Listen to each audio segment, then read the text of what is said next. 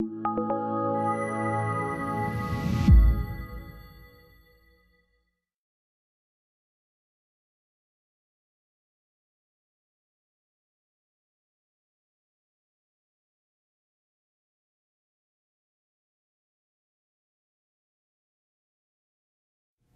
to our next segment of our Introduction to Austrian Economics. Today we're going to be discussing why socialism was and always will be impossible. In the 19th century, the dominant political philosophy was classical liberalism. Individual rights, private property, free enterprise, free trade, and constitutionally limited government. It brought about a huge transformation in the living conditions and the circumstances and the personal freedom of a multitude of people as these ideas spread over more and more countries and a growing number of parts of the world. But around the middle decades of the 19th century, there emerged a counter-revolution against this individualistic conception of freedom. And this was the rise of collectivism. It took many forms: nationalism, socialism. But whatever the form, the premise was that the individual was now expected to be subservient to and obedient in the confines of the interests of the collective good, the tribe, the nation, the race, the social class. What was the appeal of this? It was the idea that socialism would bring a better world than competitive private enterprise that seemed to be based on individual self-interest, the greedy profit motive, and an unfair and unjust inequality of wealth and income. Now, what the socialists promised was to do away with the private ownership of the means of production through socialization, nationalization. That is, they would be taken over by a government that represented and served the interests of all the people in the form of the masses of the workers. And the only people who would suffer were the handful of greedy and unjust and selfish enterprisers, businessmen, and capitalists. Once the means of production had been nationalized or socialized by the state in the name of the people, it would then be the responsibility of this socialist people's government to now organize, direct, plan, and bring about the production of all of the real goods and services that people really needed on the basis of need and not merely greed, as they argued.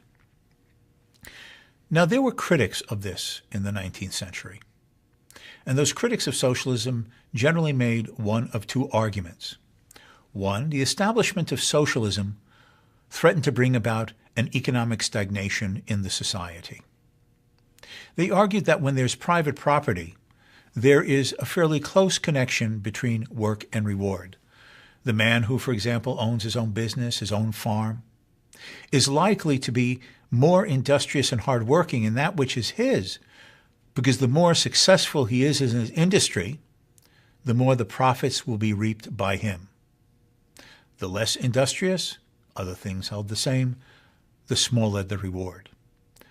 Socialism, by taking all of the resources of the society and throwing it into one government planning pot, and then ladling out what the collective will have produced under government central planning in a new equality of shares, these critics of socialism argued, would result in the undermining of incentive. Why should I work harder than my neighbors, be as industrious and enterprising as I could be, when no matter how more I work and try to be innovative and creative and productive, I will get no share larger than my neighbor gets?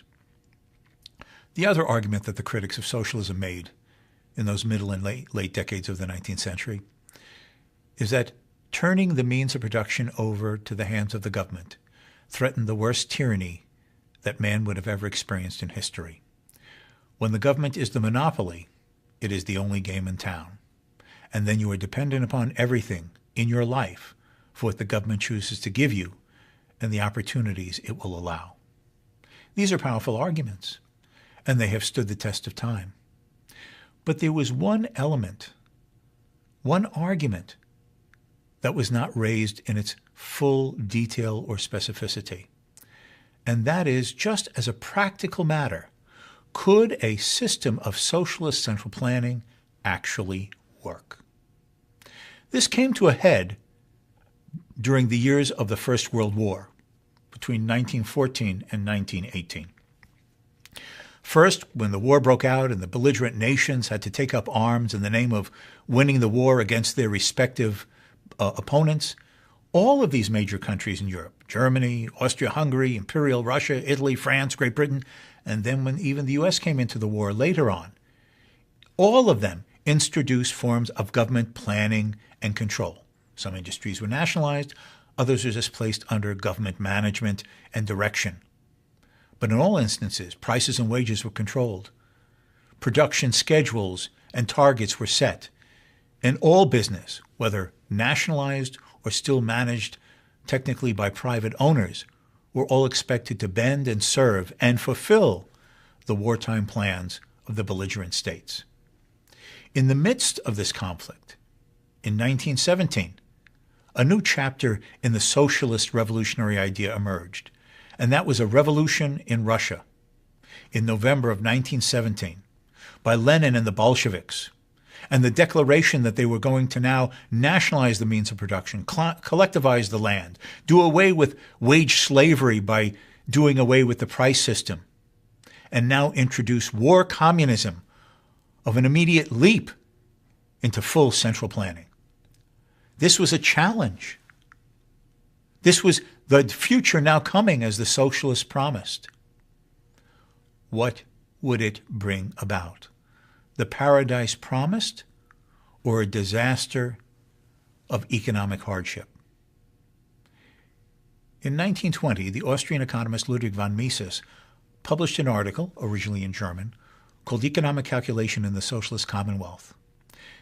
This was expanded 2 years later in 1922 into a book called, in English, Socialism, an Economic and Sociological Analysis.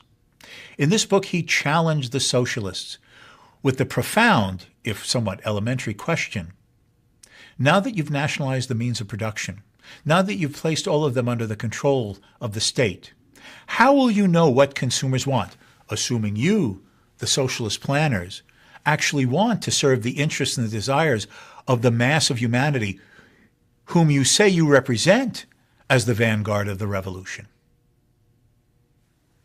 How do you know, and how will you know what the consumers want? Their relative demands for things, the values they place upon them. And having nationalized the means of production, how will you know the relative values in terms of the opportunity costs of their use in multitudes of productive uses, and which combination of those scarce resources would be, in value terms, the most efficient to get the most out of them to serve the wants of the humanity that you now claim to be serving? Mises reminded the socialists how capitalism did this. With private property, people can use the resources at their disposal as they choose. They can express those choices extensively through the buying and selling of the marketplace. As people buy and sell, they decide what they think goods and services are worth. They higgle and haggle. Prices are formed. Entrepreneurs can know what products consumers want and the values they place upon them. In turn, for private markets of the factors of production, entrepreneurs can know what alternative uses these resources have and their values in these alternative uses as competing entrepreneurs, enterprises, businessmen bid for labor in their different corners of the market, for the use of capital, resources, raw material.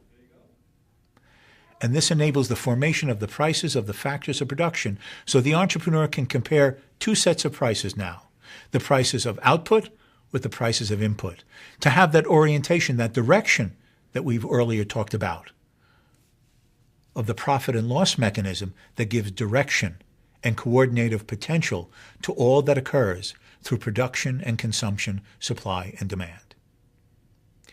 Mises says, once you have nationalized the means of production, once you place this in the hands of the government, there are no more markets. Indeed, more fundamentally, with no private property, there's nothing to buy and sell. If people, at least legally, have nothing to buy and sell, they have no motives or incentives to make bids and offers. if they have no motive or ability to make bids and offers, there can be no higgling in the marketplace. If there's no higgling and haggling in the marketplace, then there's no agreed upon terms of trade. If there are no agreed upon terms of trade, then there are no prices. And if there are no prices, then how does anyone in the market know what consumers want, the value they place upon them, or the relative values and efficient uses of the scarce means of production to see that resources are not being applied for some productive use for which their values are greater in an alternative line of production? Mises says that rather than prosperity and plenty and efficiency and growth and all that socialism would produce in the long run is what he entitled the later little book of his, Planned Chaos. Even if the socialists were angels who only wanted to do good for their fellow men, even if under socialism, in this egalitarian goal of each person sharing commonly, there was no disincentive in people's willingness to be hardworking and industrious, even if all that were taken for granted, the socialist planners would still lack the means of effectively producing, coordinating, integrating, and assuring the effective operation of the economy they had put under their control because of the loss of that essential tool without which economic rationality is lost, economic calculation, which relies upon private property, competition, resulting money prices, and therefore the estimation of profit and loss. And therefore socialism meant the end of economy and not the beginning of a socialist post-scarcity utopia. This shook, this rattled the socialists who took ideas seriously. They were taken aback. But they soon attempted to devise other arguments. Well, we could play at markets. We could have a form of market socialism. Mises might have touched upon something correct, but we can devise ways to overcome these handicaps. And so in spite of Mises's challenge, the socialist ideal continued. They would point to the Soviet Union and say, in spite of the brutality of such communist tyrants as Stalin and the Soviet Russia, are they not building things? Is there not full employment? Are people not at work creating the industrial future? Planning obviously can somehow in some form work, and surely it's worth giving a chance to have a system better than the greed and selfishness of the decadent capitalist system. Mises's colleague and friend, Friedrich Hayek, who at that time was teaching at the London School of Economics, now responded further by taking Mises's arguments and attempting to refine them and take them in different directions. In 1945, Hayek published an article called The Use of Knowledge in Society. He pointed out that matching the division of labor is an inescapable, inherent division of knowledge. In one sense, we all know this commonsensically. There's the butcher and the baker and the candlestick maker. And clearly the butcher knows how to carve up meat, the baker knows how to bake a loaf of bread, and the candlestick maker knows how to take wax and to shape it into illumination. But Hayek said that there's more to the division of knowledge due to division of labor than in that commonsensical sense that we all know and talk about. Indeed, there are many types of knowledge, and all of them are essential and are used by people. And he came to distinguish between three types of knowledge. The first one is what he called scientific or textbook knowledge. This is the kind of knowledge that whether it's in high school or college or graduate school, we learn by reading, studying, mastering literature, learning things from the pages in a book. This is essential knowledge. Certainly we want a doctor to have gone to medical school and have learned anatomy. We want the lawyer to have gone to law school and to know how to present a brief and defend us in a court of law, and to do it according to the appropriate procedures, which he will have learned, hopefully, in law school. These are essential forms of knowledge. But Hayek said there's other types of knowledge that are just as important as crucial and profoundly used all the time, every day. The second one is what he called particular and local knowledge of time and place. Let me use an example as I tell my students. Okay, you graduate with your business degree, You get your entry-level job, and you're on the job the first day. And who greets you as you're there at the beginning of the day? The big boss. The big boss says, well, lad, here's a memo. Make me 30 copies and get it to my secretary in half an hour because I have a meeting with my administrators. Well, here you are, your first day on the job. Your big boss has noticed you, and guess what? First of all, even though you had full A's and a high GPA in earning your business degree, in this firm, you don't even know where the photocopy machine is. Well, you locate the photocopy machine. You put the originals in, you push in how many copies, you push the start button, and guess what? Nothing happens. You panic. The big boss, your first day is going to be your last. Someone comes along and says, what's wrong? Well, you have to know to do this, kid. And this other fellow kicks the side of the photocopy machine. The circuit is connected, and the copies start spewing out. Who, in anything they would have studied in a textbook, could tell them the particulars, the specifics of the localized time and place that at this moment in this company, because of a glitch in the photocopy machine, you have to, almost like in a cartoon fashion, kick it on the side so the contact is made and the copies are made. But that type of mundane and seemingly trivial knowledge is essential to get things done each and every way, every day in the workplace. What are the qualifications, characteristics, experiences, and abilities of the people who work under you if you're an executive in a company? If your supplier fails to deliver some component parts, who are alternative suppliers? What do you have in inventory that could be used instead, given that the supplier will not get to you for a few days, and you can't stop production because you have commitments to your customers? What is it that consumers want? How do you know the specifics? If you introduce a new product, if you put something on sale, if you decide to open a new location, how will your competitors and rivals respond? Don't you need to take that into consideration in designing your own business and enterprise plans and strategies? Of course. That is the localized knowledge of time and place that people acquire on the spot through the textured circumstances and interactions, and which potentially is different and changing every day. Third, in later writings, Hayek emphasized a knowledge which he called inarticulate or tacit knowledge, a knowledge that he copied or took from a philosopher of science, chemist friend of his called Michael Piani. This is the kind of knowledge of knowing what to do and how to do and where to do and when to do, but which we find it difficult or impossible to articulate in either written or spoken words. This knowledge is used all the time. Let me use a trivial example. You have a problem with your automobile. You take it into the garage. You have the mechanic look at it. He tells you to open the hood, turn the engine on. You step next to him. The engine is going. And he says, don't worry. I've been working on cars for years. I know exactly what the problem is. Come back in a half an hour and it'll be ready. I'll have it running as good as new.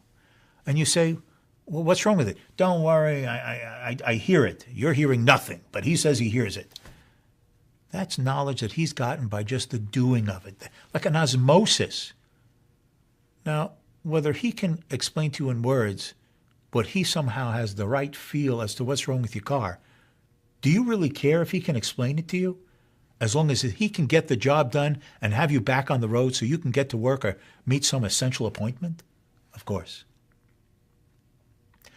That type of tacit and inarticulate knowledge is in all of us, which we use every day in ways we never even think about. And not only are these different types of knowledge, but they're layered in each one of us. Each one of us has this knowledge, and we use them in different forms and combinations in ever-changing content as we learn new and changing things every day. Hayek's point was that the only people who can effectively use these types of knowledge in these complementary, layered, and changing ways are the people in their respective corners of the market participating in a division of labor. They either use their divided knowledge that is dispersed and decentralized among the minds of all of them, or the knowledge is not used. So how then do we coordinate all that people are doing in their respective corners of the market with the knowledge that they possess with others don't? In a world of specialization that now extends to a global division of labor, of not just hundreds or thousands or millions, but now a global market of billions. And Hayek's response was the price system. It is not necessary for you to know all your customers, for every businessman to know all the particulars of his rivals, and why they want to use resources instead of him, and what their uses would be. He doesn't need to know why the customers want to buy a product or some resource he can supply to them. It is necessary and it is sufficient if they each can express a value that they place upon it as a minimum common informational denominator that enables that individual as consumer, producer, supplier, demander to estimate what something is worth, what it would cost to get or to produce, whether it would be profitable or not, or how they ought to modify their activities as consumer and producer, given the relative valuations placed upon the means to your ends and everyone else's. Prices have work to do. They act, as Hayek said, as a telecommunication system by which we are all bound together, speaking to each other through prices without ever being next to each other in virtually all circumstances, as we are separated by both time and space. That is the profound importance of the market system, without which the market cannot effectively function. Hayek's point was that this type of dispersed, decentralized, particular, and unique knowledge that exists only in the minds of every member of society can never be collected, integrated, coordinated, passed on to the planners. Certainly, the localized knowledge in time and place, by the time it was passed up and evaluated and judged and combined into a revised plan, would be out of date by the time it came back down to most people. And how do you even communicate the inarticulate knowledge to planners for them to use effectively in the central plan that they will then assign you a particular task to perform? Either we allow people the freedom and latitude and liberty to use their knowledge as they see fit, or it does not get used. And it is sufficient for them to use their latitude of liberty of personalized knowledge and to coordinate their actions through the marketplace. That is why first Mises and then Hayek argued that socialism as a comprehensive system of central planning is inherently unworkable in the past, in the present, and in the future. There is no practical, effective alternative to a functioning, competitive market economy and its institutions of prices and competition. And finally, Mises and Hayek also emphasized that the critics of socialism of the 19th century were right, that to nationalize the means of production, to place everything in the hands of the government, to impose a central plan upon all, to which all are expected to conform and to serve, reduces each individual to a cog in the machine of the government controller.